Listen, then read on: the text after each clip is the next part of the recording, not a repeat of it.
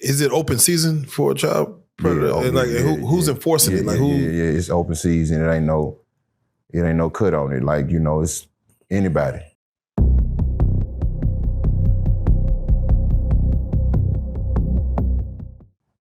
I have to ask because, of course, this situation just happened, and I think we were speaking about it yesterday. But there's a guy by the name of Jarvis Butt who was found guilty for impregnating his 13-year-old niece, Naziah Harris.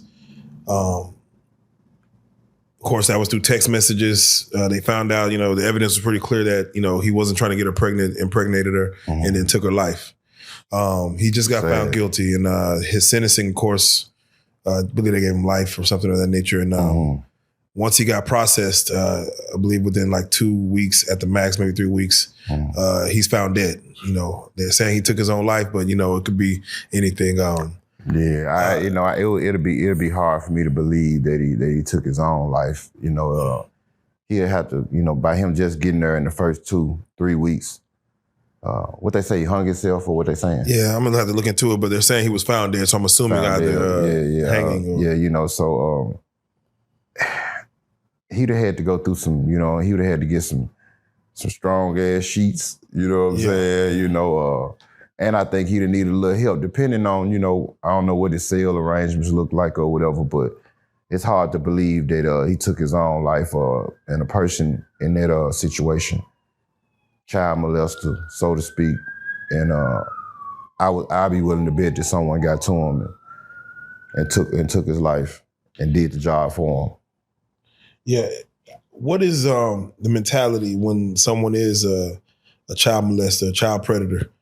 What's the mentality as far as, those inmates knowing a person coming in with that jacket? First of all, do y'all even know a man's jacket as he comes in? If it's a high profile situation, you know about it, or somebody sent a kite on him, if they know he en route to their prison.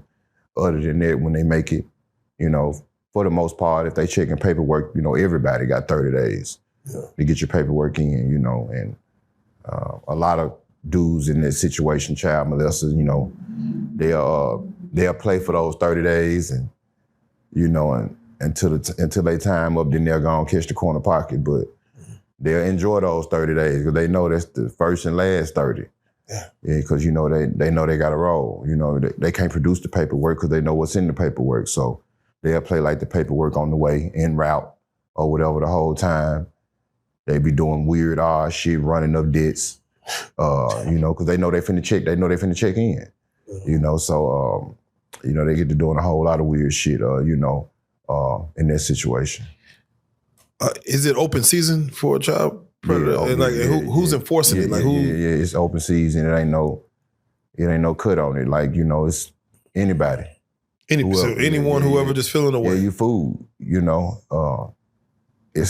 can't sit at the table. You got to sit at the independent table. If it's that type of yard, for the most, you got some yards, a couple yards in the world that will allow those type of individuals to remain on the yard, but they'll be segregated. They'll have to sit at the independent table at the cafeteria with the punks, with the other child molesters and things like that, it's they stick out like a sore thumb. Yeah, I know they had that's one thing I never that don't get talked about enough. The independent table. Yeah, the independent table. Yeah. So you said the punks, the punks, child molesters, rats. Yeah, when you known to be, one of those, you have to sit at that table. You can't sit at the table, with the rest of the homies. The Tennessee car, Georgia car, Texas car, whatever car that you were supposed to be in, you can't sit at that table. At gunpoint. Yeah, that makes sense. Yeah. That makes sense. When you say it's on site for any of those kind of guys, who is the person enforcing this? Like you said, I know anybody, but is there somebody? So wherever the crash outs or the lifers or? Nah, so wherever that person got that committed that crime at, and so let's just say if that crime happened in Tennessee, whoever's over the Tennessee car, they're gonna enforce it, and they'll pick out whoever it is that they want to enforce it. and give them that assignment. And for the most part, though, you don't never go that far. They normally check in, and just go take that walk. Do COs ever have inmates doing their dirty work?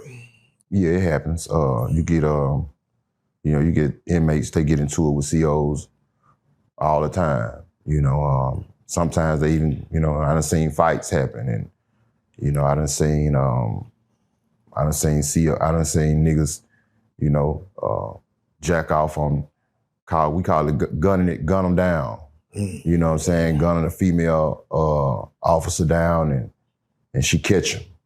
And so what she'll do, she'll bring in a few cigarettes or something the next day and give it to, whatever inmate that she done set it up with, and the inmate gonna go handle their business, because a lot of female officers, they don't like that. It's kind of like some pervert type shit. Niggas be standing in the door and just be watching.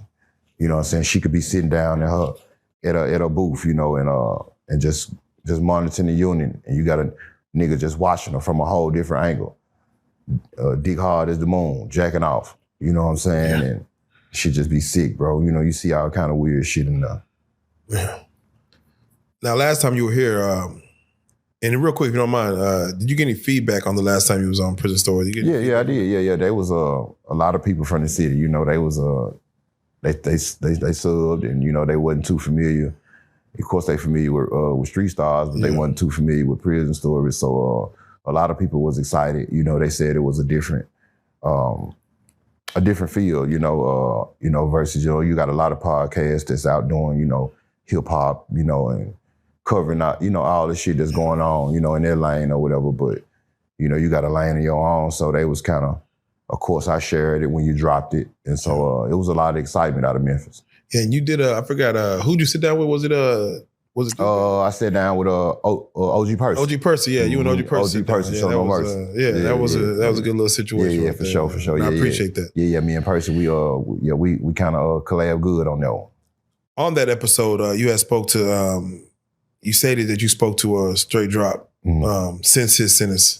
Yeah. In y'all's conversation, y'all ever talk about the element in which he's in? Like, y'all speak about like just where he's housed and he's housed in a part of Tennessee, where all our state prisons at, up there, not too far from Nashville. And but far as us talking about his mental and things like that, we don't have those conversations because he, I don't know how he feeling on the inside, but on the surface, he the same Drop. Yeah. He doing him.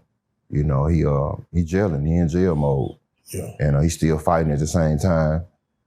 And I think since my verdict, I probably done spoke with him maybe 2 or 3 times, or whatever. If he might reach out.